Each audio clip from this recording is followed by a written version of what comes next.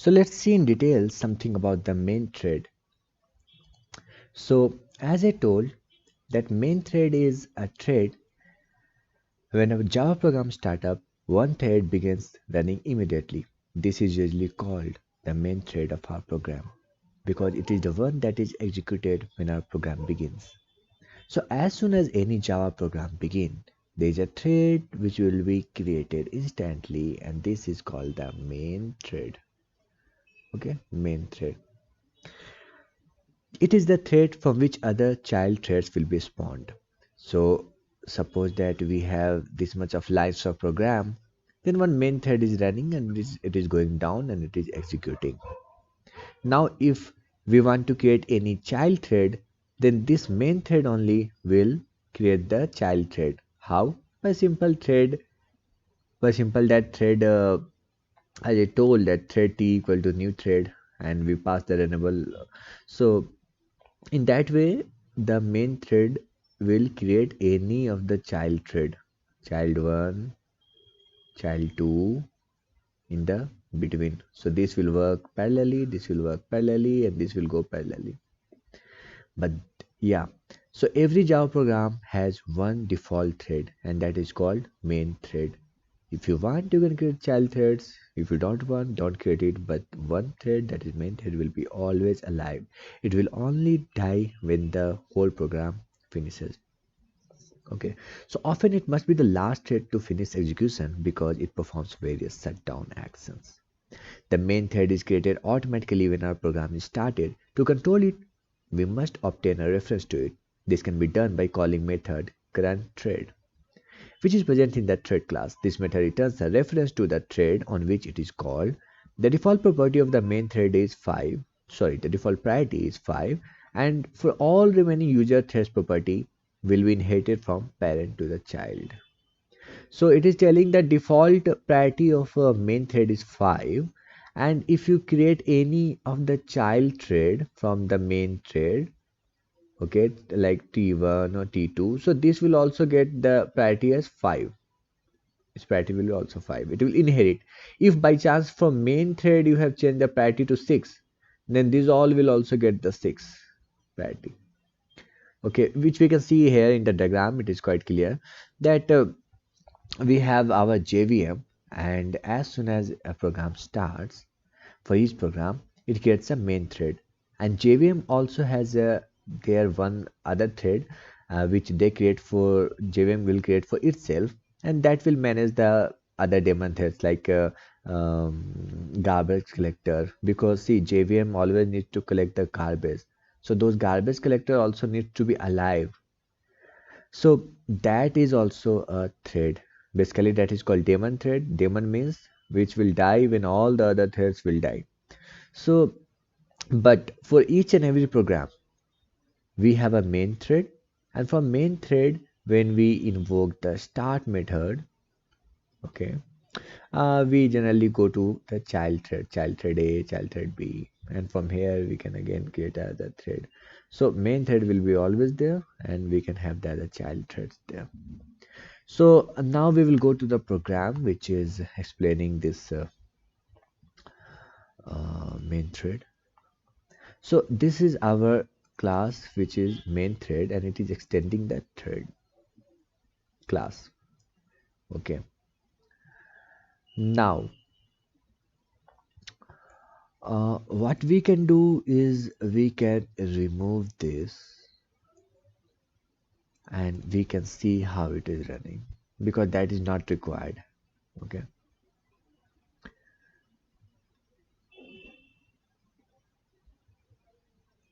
Okay. So this is I'll explain you the program now.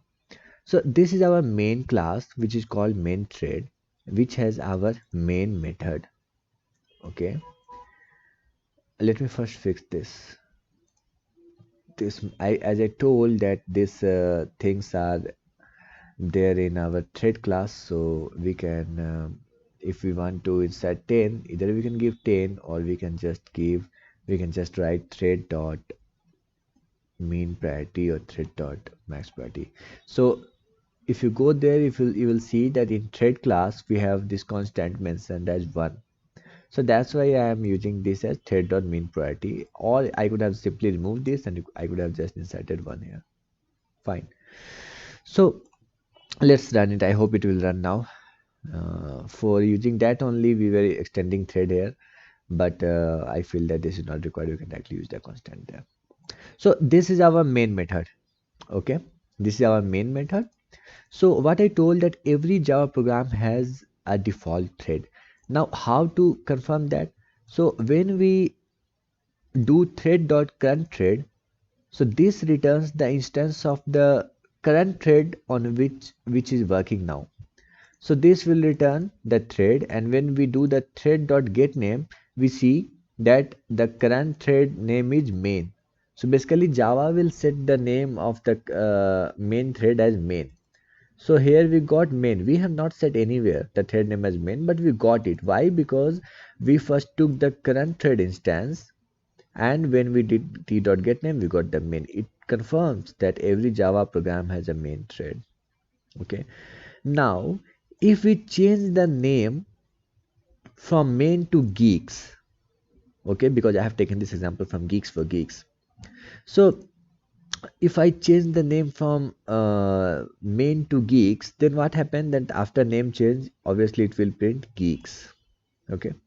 Now I'll show you that if we do the t-thread.get priority, it will fetch the default priority which happens for each and every thread.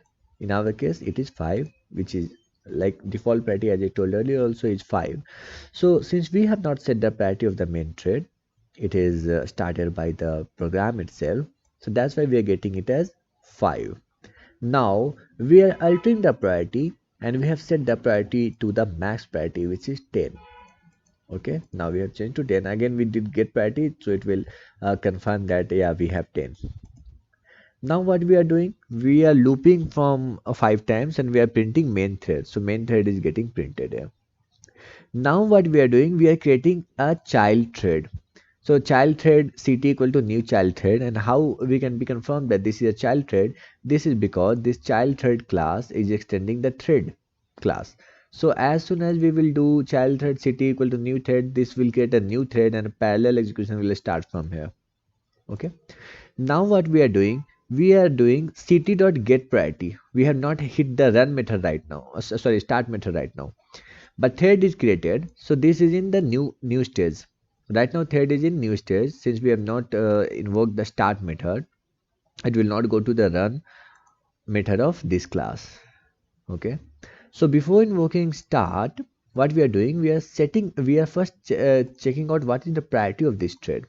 And now as I told that priority of the child thread will be what is of the parent thread, means main thread. And since we have changed the main thread priority to 10, the child thread priority will also come as 10, which is coming here also. Okay, now what we are doing, we are again altering the priority and we are setting it to 1. Okay, and again we are trying to get the parity, so obviously it will again come as 1 because we have altered from 10 to 1. Now we are pressing ct, we are doing ct dot start. So then we are starting the child thread, so this will come to a runnable stage, and as soon as this thread will get scheduled, it will go to the running stage, and it will go here in run, it will print 5 times child thread, and it will complete itself, it will go into the terminated phase. So we ran it and we got this. So the basic idea to tell here is that yeah, we have every time a main thread, and whatever child thread priority we get, this is what the priority will be of like the child thread will get priority from the parent thread, and the default priority for the main thread is 5. If you change it to 10, the child will also get the priority as 10. But anyway, you can again alter that priority. But the child thread will inherit all the properties from the main thread, especially the priority. So this was one example which was depicting the main thread and its uses. Okay, you can run this program in your system also. Let's go to a situation where we have the deadlock in main thread. It's quite interesting. So let's go to the next video.